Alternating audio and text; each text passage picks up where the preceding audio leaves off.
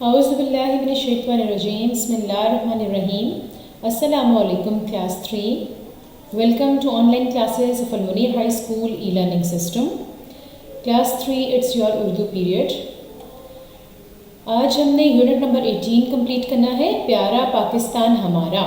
پیارا پاکستان ہمارا unit number 18. Unit number 18 ہم کریں گے اور اس کے بعد پھر ہم نیکسٹ پہ جائیں گے. ٹھیک ہے. یونٹ نمبر 18 کی سب سے پہلے ہم نے ریڈنگ کرنی ہے اور اس کے بعد پھر اس کی ایکسرسائز کمپلیٹ کریں گے. ٹھیک ہے. ریڈنگ سٹارٹ کرتے ہیں. یہ 14 اگست 1947 کی رات تھی. ٹھیک 11 بجے ریڈیو لاہور سے یہ اعلان ہوا. یہ آل انڈیا ریڈیو ہے. 12 بجنے میں 10 منٹ رہ گئے تو ریڈیو پاکستان کی اپنی دھن سنتے ہی لاکھوں لوگ اپنے اپنے ریڈیو سیٹ کے گرد جمع ہو گئے. اس وقت وہ بڑے پرعزم پرجوش اور خوش تھے. 11:59 پر یہ دھن آہستہ آہستہ ختم ہو گئی اور ایک آواز ابھری. اب کچھ دیر بعد پاکستان کی آزاد اور خود مختار مملکت وجود میں آنے والی ہے. یعنی کہ خود مختار مملکت کس کو کہتے ہیں؟ جہاں پر ہم سب اپنی زندگیاں اپنے اصولوں کے مطابق گزار سکیں اور ایک ایسا ملک جہاں پر اس کے رہنما خود مطلب اپنے جو عوام ہے ان کی فلاح و بہبود کے کام کر سکیں اور آزادی سے ایک ملک جو ہے اس کو چلایا جا سکے. پھر کلاک کی ٹک ٹک کی بلند آواز سنائی دیتی رہی. اس آواز کے ساتھ ساتھ سامعین کے دل کی دھڑکنیں بھی تیز ہوتی چلی گئیں. سامعین کہتے ہیں سننے والے. پھر اردو میں اعلان نشر ہوا. یہ ریڈیو پاکستان ہے. اعلان سنتے ہی سامعین جذباتی ہو کر ایک دوسرے سے لپٹ گئے اور مبارکباد دینے لگے. مسلمان ہند کا خواب شرمندہ تعبیر ہوا. یعنی مسلمان جو تھے ہند کے وہ پاکستان بنانا چاہتے تھے اور ان کا یہ خواب جو تھا وہ پورا ہو گیا. پاکستان کا نام دنیا کے نقشے پر ایک آزاد اسلامی مملکت کی حیثیت سے ابھر آیا اور پاکستان کا نام جو تھا وہ دنیا کے نقشے پر ایک علیحدہ ایک اسلامی مملکت کی حیثیت سے وجود میں آیا. پاکستان کا نام پاکستان منتخب کرنے کا ایک اہم واقعہ یوں ہے. یعنی کہ پاکستان کا نام کیوں پاکستان رکھا گیا اس کی بات بتائی جا رہی ہے کہ مسلمانوں کے لیے علیحدہ وطن کا نام پاکستان کیمبرج یونیورسٹی کے ایک طالب علم چوہدری رحمت علی نے تجویز کیا. انہوں نے 1933 میں ایک کتابچہ اب یا کبھی نہیں شائع کیا. اس کتابچے میں انہوں نے مسلمانوں کی اکثریتی آبادی والے علاقوں یعنی پنجاب سے پے، صوبہ سرحد کے افغان سے الف، کشمیر سے کاف، سندھ سے سین اور بلوچستان سے تان لے کر پاکستان کا نام لفظ بنایا. ٹھیک ہے. انہوں نے کس طرح سے بنایا تھا یہ آپ کو پتہ چل گیا.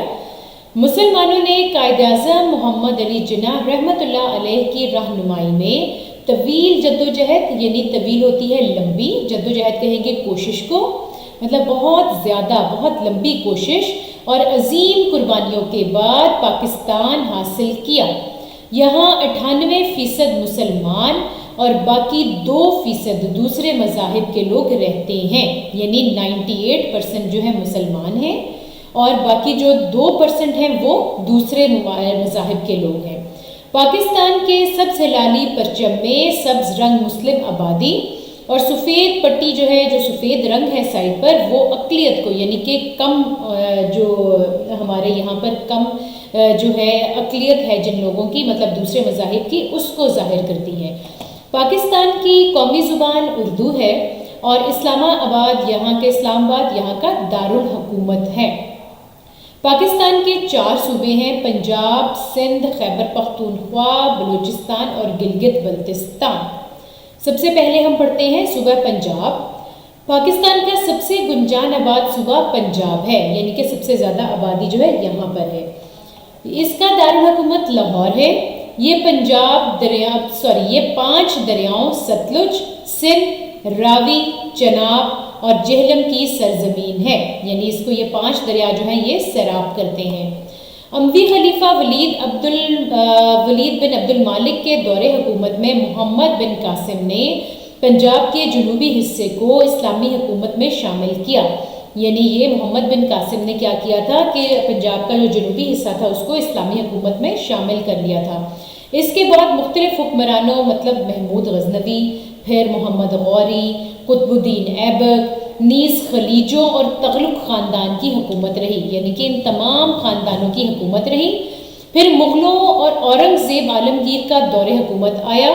اس کے بعد سکھ جو تھے وہ پنجاب پر قابض ہو گئے. بالآخر انگریزوں نے ہندوستان پر قبضہ کر لیا. ٹھیک ہے، پہلے ان تمام خاندانوں کی جو تھی حکومت رہی، اور اس کے بعد کیا ہوا کہ اس کے بعد پنجاب پر سکھوں نے قبضہ کر لیا، اور پھر ہندوستان پر، پورے ہندوستان پر ہی انگریزوں نے اپنا قبضہ جما لیا. تو پنجاب بھی ان کے زیر تسلط آ گیا، یعنی کہ پنجاب کو بھی انہوں نے اپنے انڈر کر لیا. ہندوستان کے لوگوں نے انگریزوں سے آزادی حاصل کرنے کی جدوجہد شروع کی. انہوں نے قائد اعظم محمد علی جناح کی رہنمائی میں پاکستان کے قیام کی جدوجہد شروع کر دی. یعنی پھر کیا ہوا کہ ہندوستان کے جو لوگ تھے انہوں نے انگریزوں سے آزادی حاصل کرنے کے لیے کوششیں شروع کر دی، اور پاکستان کے قیام کی جدوجہد بھی جو ہے تمام مسلمانوں نے قائد اعظم کی رہنمائی میں شروع کر دی. پنجاب ہمیشہ سے صوفیاء کرام اور بزرگان دین کی توجہ کا مرکز رہا ہے. ٹھیک ہے، حضرت علی حجویری رحمۃ اللہ داتا گنج بخش، حضرت میاں میر رحمۃ اللہ علیہ، حضرت بہاؤالدین ذکریہ، حضرت امام بری اور حضرت میاں شیر محمد شرک پوری نے اس سرزمین پر اسلام کی شمع روشن کی. آج بھی ان بزرگان دین کا فیض جاری ہے. یعنی پنجاب جو ہے اس میں یہ تمام جو صوفیاء کرام تھے، بزرگان دین تھے، یہ تمام جو ہے پنجاب کی سرزمین میں رہتے تھے. ٹھیک ہے، پنجاب کی سرزمین میں یہ تمام بزرگان دین جو ہے ان کا فیض ابھی بھی جاری ہے. اب نیکسٹ پیج پہ دیکھتے ہیں صوبہ سندھ. آبادی کے لحاظ سے سندھ پاکستان کا دوسرا بڑا صوبہ ہے. اس صوبے کا نام دریائے سندھ کے نام سے لیا گیا ہے. یہاں کی تہذیب 3000 سال پرانی ہے. موہنجو داڑو اور کوٹ ڈیجی میں اس کے آثار دریافت ہو چکے ہیں. کراچی سے 40 میل جنوب مشرق میں بھنبھور کے آثار قدیمہ ہیں. آثار قدیمہ کہتے ہیں جو پرانی طرز کے پہلے گھر بنے ہوتے تھے، یا جو لوگ جس طرح سے زندگیاں گزارتے تھے ان کے کچھ آثار جو ہے نا وہ ملے تو اس کو کہا جاتا ہے آثار قدیمہ. 712 میں یہاں محمد بن قاسم نے اسلام کی روشنی پھیلائی. 10ویں صدی عیسوی میں مسلمانوں کی حکومت ختم ہو گئی. بعد میں محمود غزنوی نے اسے فتح کر لیا، اور 1592 یعنی کہ 1592 میں مغل بادشاہ اکبر نے اسے اپنی حکومت میں شامل کر لیا. قیام پاکستان کے بعد کراچی کو پاکستان کا دارالحکومت بنا دیا گیا. 1 یونٹ بنا تو اسلام آباد پاکستان کا دارالحکومت بنا، اور سندھ کا دارالحکومت کراچی قرار پایا. اب تھرڈ دیکھتے ہیں خیبر پختونخوا. 1901 میں ہندوستان کے وائسرائے لارڈ کرزن نے پٹھان آبادی پر مشتمل اضلاع کو ایک الگ صوبہ بنا کر اس کا نام شمال مغربی سرحدی صوبہ رکھ دیا. عام طور پر اسے صوبہ سرحد کہا جاتا ہے. اس میں سرحدی اضلاع اور قبائلی علاقے شامل ہیں. ٹھیک ہے، اس میں یہ تمام جو ہمارے مغربی سرحدی سائڈ پہ جو لوگ رہتے ہیں وہاں پر جو ہے مغربی سرحدی صوبہ جو ہے پورا قائم کر دیا ان لوگوں کے لیے، اور اسے صوبہ سرحد کہا جانے لگا. حصول آزادی کی جدوجہد میں صوبہ سرحد کے عوام نے بھرپور حصہ لیا. پشاور صوبہ سرحد کا دارالحکومت ہے. یہ ایک تاریخی شہر ہے. یہ درہ خیبر کے قریب واقع ہے جو بے شمار حملہ آوروں کی گزرگاہ رہا ہے. یعنی کہ یہ بہت تاریخی ہے اور یہ درہ خیبر کے قریب واقع ہے. صوبہ سرحد کا نام تبدیل کر کے خیبر پختونخوا رکھ دیا گیا ہے. اب نیکسٹ پڑھتے ہیں صوبہ بلوچستان. یہ صوبہ رقبے کے لحاظ سے پاکستان کا سب سے بڑا صوبہ ہے. آبادی کے لحاظ سے یہ پاکستان کا سب سے چھوٹا صوبہ ہے. اس کا دارالحکومت کوئٹہ ہے. یہاں کی تہذیب اور تاریخ دوسرے صوبوں کے مقابلے میں بہت پرانی ہے. تحریک پاکستان میں یعنی کہ پاکستان کی تحریک میں بلوچستان کے لوگوں کی خدمات دوسرے علاقے کے لوگوں سے کسی بھی طرح سے کم نہیں۔ یہاں کے سرداروں اور سرفروش مجاہدین نے آزادی کے لیے سر دھڑ کی بازی لگا دی، یعنی کہ یہاں کے لوگوں نے بھی آزادی کے لیے فل پارٹیسپیٹ کیا، ہر طرح سے جو ہے انہوں نے پارٹیسپیٹ کیا اور سر دھڑ کی بازی لگائی، یعنی اپنی جانوں تک کا نذرانہ پیش کر دیا۔ اب نیکسٹ ہے، بلوچستان معدنیات کی قدرتی دولت سے مالا مال ہے، یعنی جو معدنیات زمین کے اندر ہوتی ہیں ان کی یہاں پر جو ہے وہ بھرمار ہے۔ یہاں کا ضلع چاغی معدنی ذخائر کے لحاظ سے سب سے قیمتی علاقہ ہے، یعنی بلوچستان میں بہت ساری معدنیات ہیں نا، تو یہاں کا جو ضلع چاغی ہے وہ معدنی ذخائر جو ہیں، یعنی کہ زمین کے اندر جو معدنیات ہیں اور اس کے ذخائر ہیں ان کے لحاظ سے سب سے قیمتی علاقہ ہے۔ چاغی چند برس پہلے اس وقت دنیا بھر کی توجہ کا مرکز بن گیا جب یہاں ایٹمی دھماکہ کر کے پاکستان ایٹمی طاقت بنا، ٹھیک ہے، یہاں پر ایٹمی دھماکہ کیا گیا تھا جس سے تمام جو دنیا ہے اس کو پتہ چل گیا تھا کہ پاکستان بھی اب ایک ایٹمی قوت ہے۔ بلوچستان کے ضلع کوہلو کے گاؤں سوئی میں 1952 میں سوئی گیس دریافت ہوئی، ٹھیک ہے، یہ بڑا امپورٹنٹ ہے اس کے لیے کہ سوئی گیس جو ہے کہاں پر دریافت ہوئی تھی، یہ آپ کو پتہ ہونا چاہیے۔ کراچی کے بعد بلوچستان کے ساحلی علاقے گوادر کے مقام پر دوسری بڑی جدید بندرگاہ تعمیر کے آخری مراحل میں ہے۔ قیام پاکستان کے وقت گوادر اور اس کے آس پاس کے 300 مربع میل کے علاقے پر سلطان مسقط کا قبضہ تھا۔ حکومت پاکستان نے ستمبر 1958 میں 40 لاکھ پاؤنڈ میں خرید کر اسے پاکستان میں شامل کر لیا، ٹھیک ہے، یہ گوادر کی بات ہو رہی ہے جو کہ بہت بڑی بندرگاہ ہے پاکستان کی۔ جی اسٹوڈنٹس، آگے ہے کشمیر، 74 ہے پیج نمبر۔ کشمیر مسلمانوں کی اکثریتی آبادی کا علاقہ ہے، یعنی کہ یہاں پر پاکستان مسلمانوں کی جو آبادی ہے وہ اکثریت ہے، یعنی زیادہ ہے۔ ہندوستان کے کانگریسی رہنماؤں نے لارڈ ماؤنٹ بیٹن اور ریڈ کلف کی ملی بھگت کی وجہ سے کشمیر پاکستان میں شامل نہ ہو سکا، یعنی کہ ہندوستان کے جو اس وقت کانگریس کے جو رہنما تھے لارڈ ماؤنٹ بیٹن اور ریڈ کلف نے کیا کیا تھا، انہوں نے ایک ملی بھگت کی تھی ہندوؤں کے ساتھ، جس کی وجہ سے کشمیر جو ہے پاکستان کا حصہ تھا لیکن اس کو پاکستان سے علیحدہ کر دیا گیا۔ اگست 1947 میں ہندوؤں نے کشمیر کے مسلمانوں پر حملے شروع کر دیے تو وہاں کے مسلمانوں نے خوف زدہ ہو کر پاکستان کا رخ کیا۔ اس ظلم کے خلاف ریاست کے علاقے پونچھ کی آبادی اٹھ کھڑی ہوئی اور کشمیر کے کچھ علاقے پر آزاد کشمیر کی حکومت قائم کر لی، لیکن باقی بڑے حصے پر ہندوستان کا قبضہ ہے اور ابھی تک ہے اسٹوڈنٹس، ابھی تک قبضہ ہے۔ آخر کشمیری مجاہدین سے مسلسل کئی بار شکست کھانے کے بعد ہندوستان کشمیر کا مسئلہ اقوام متحدہ کی سلامتی کونسل میں لے گیا، ٹھیک ہے۔ ہندوستان نے وعدہ کیا کہ وہ کشمیر کا فیصلہ کرنے کے لیے وہاں رائے شماری کرائے گا، لیکن ہیلے بہانے سے اس معاملے کو مسلسل ٹالتا چلا آ رہا ہے۔ اب کیا ہے کہ ہندوستان کیا کہہ رہا ہے کہ ہندوستان یہ کہہ رہا ہے، وعدہ کر رہا ہے بار بار کہ جی وہ کشمیر کا جو فیصلہ ہے نا اس کا وہاں پر رائے شماری کے ذریعے کرایا جائے گا، یعنی کہ جس طرح ووٹنگ وغیرہ ہوتی ہے لوگ جو ہیں ان سے پوچھا جائے گا اور اس طرح سے، لیکن یہ جو ہے یہ ہیلے بہانے ہی ہے اس کے، اور اب تک وہ اس معاملے کو ٹالتا چلا رہا ہے۔ کشمیری عوام جو ہے وہ اپنے حق کے لیے مسلسل جدوجہد کر رہے ہیں، یعنی کوششیں کر رہے ہیں اور قربانیاں دے رہے ہیں۔ ان کی یہ جدوجہد ایک دن ضرور کامیاب ہوگی اور کشمیر پاکستان کا حصہ بن جائے گا انشاءاللہ۔ پاکستان کے تمام لوگ ایک دوسرے سے محبت کرتے ہیں۔ قائد اعظم کا فرمان اتحاد، تنظیم اور ایمان ہمارا نعرہ ہے، ٹھیک ہے۔ اب اسٹوڈنٹس آتے ہیں اس کے ایکسرسائز کی طرف۔ آج اس کی ریڈنگ ابھی ہم نے کمپلیٹ کی ہے، ہمارا پیارا پاکستان، اور اب ہم کرتے ہیں اس کی ایکسرسائز۔ ایکسرسائز میں بیٹا یہ ہے، سب سے پہلے مختصر جواب دیں۔ چودھری رحمت علی نے پاکستان کا لفظ کیسے بنایا؟ اس کو ہم نے لکھنا ہے ڈیٹیل میں۔ چودھری رحمت علی نے مختلف علاقوں کے حروف لے کر نئی ریاست کا قیام پاکستان تجویز کیا تھا۔ اس میں پے پنجاب، الف افغان، کاف کشمیر، سین سے سندھ، تان سے بلوچستان لے کر پاکستان کا لفظ بنائے۔ सेकंड है, किस उमवी खलीफा के अहद में मोहम्मद बिन कासिम ने पंजाब को इस्लामी सुल्तनत में शामिल किया? इसमें हम राइट करेंगे उमवी खलीफा वलीद बिन अब्दुल मालिक के दौरे हुकूमत में मोहम्मद बिन कासिम ने पंजाब के जनूबी हिस्से को इस्लामी मुमलिकत में शामिल किया। अब थर्ड देखते हैं, सूबे सिंध में कौन कौन सी तहजीबों के आसार मिले हैं?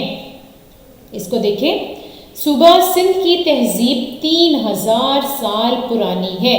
मोहनजोदाड़ो और कोट डेहजी में इसके आसार दरियाफ्त हो चुके हैं।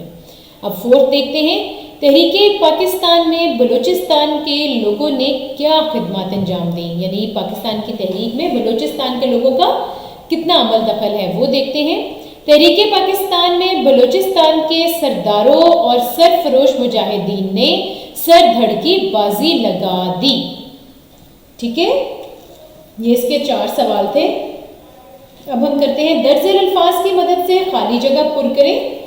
सबसे पहला है, पाकिस्तान का दारुल हुकूमत डैश है, इसमें हम लिखेंगे इस्लामाबाद। सेकंड है, पाकिस्तान का सबसे गुंजान आबाद सूबा पंजाब है, इसमें हम लिखेंगे पंजाब। थर्ड है, सूबा बलूचिस्तान आबादी के लिहाज से डैश सूबा है, इसमें हम लिखेंगे छोटा। फिर फोर्थ है, रकबे के लिहाज से पंजाब पाकिस्तान का सबसे बड़ा सूबा डैश है, इसमें हम लिखेंगे बलूचिस्तान। और लास्ट है, कश्मीर डैश की अक्सरियती आबादी का इलाका है, इसमें हम लिखेंगे मुसलमान। ठीक है, अब हमारे पास है सवाल नंबर 3, दुरुस्त बयान के सामने टिक और गलत के सामने क्रॉस का निशान लगाएं। सबसे पहला है, पाकिस्तान में 98% मुसलमान और बाकी 2% दूसरे मज़ाहिब के लोग हैं, ये करेक्ट है, यानी बिल्कुल दुरुस्त है। सेकंड है, पंजाब हमेशा सूफिया कराम और बुजुर्गाने दीन की तवज्जो का मरकज़ रहा है, बिल्कुल ठीक, इसका आगे टिक लगाइए। रकबे के लिहाज से सिंध पाकिस्तान का दूसरा बड़ा सूबा है, ये रॉन्ग है। थर्ड है, सूबा खैबर पख्तूनख्वा में कबायली इलाके शामिल नहीं, ये भी रॉन्ग है। और लास्ट है, बलूचिस्तान का ज़िला चावी मादनी ज़खायर के लिहाज से सबसे कीमती इलाका है, ये है टिक, इसके आगे आपने टिक कर देना है। ठीक है, अब चलते हैं पेज नंबर 76। पेज नंबर 76 पे इसमें है दुरुस्त जवाब पर टिक का निशान लगाएं। इसमें आपको 3 ऑप्शंस दी गई हैं। चौधरी रहमत अली ने किताबजा अब या कभी नहीं शाया किया, ये सेकंड है 1933 में, second option is the right option. फिर है, मुगल हुक्मरान के जवाल के बाद पंजाब पर काबिज हो गए, ये थर्ड आएगा सिख। फिर है, रकबे के लिहाज से पाकिस्तान का सबसे बड़ा सूबा है, इसमें भी आपने थर्ड वाला बलूचिस्तान को टिक करना है।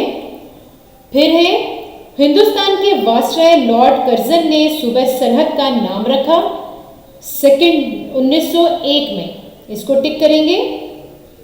फिर है, सूबे बलूचिस्तान का दारुल हुकूमत है कोयटा, फर्स्ट वाले को आपने टिक कर देना है। ठीक है, अब है दर्ज अल्फाज का जुमलों में इस्तेमाल करें। सबसे पहला है आज़ादी, इसका हम लिखेंगे, हमने 14 अगस्त 1947 को आज़ादी हासिल की। सेकंड है शिकस्त, शिकस्त का हम लिखेंगे, मुसलमानों ने हिंदुओं को शिकस्त दी। थर्ड देखते हैं रहनुमाई, कायद आज़म ने मुसलमानों की हर तरह से रहनुमाई की। अब फोर्थ पे देखते हैं गहवारा, इसका है पाकिस्तान अमन का गहवारा है। सेकेंड लास्ट है जद्दोजहद, जद्दोजहद का देखते हैं, हमारे बुजुर्गों ने आज़ादी हासिल करने के लिए बहुत जद्दोजहद की। और लास्ट है इत्तेहाद, कायद आज़म ने मुसलमानों को इत्तेहाद का दर्स दिया। ठीक है, अब हम करते हैं सवाल नंबर 6। सबक में तलाश करें कि इन सनों में कौन से वाक़यात रूनुमा हुए। अब 712 ईस्वी हिजरी में क्या हुआ था, इसके आगे जो आप डैश है उसमें आप लिखेंगे मोहम्मद बिन कासिम ने इस्लाम की रोशनी फैलाई।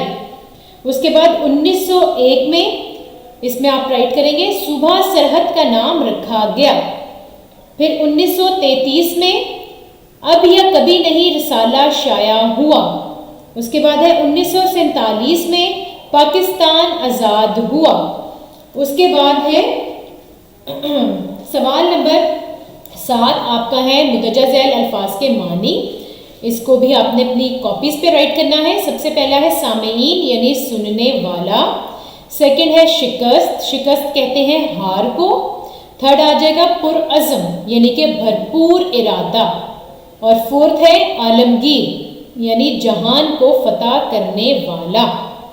ठीक है स्टूडेंट्स, आज आप लोगों का लेसन जो था हमने सारा कंप्लीट कर लिया।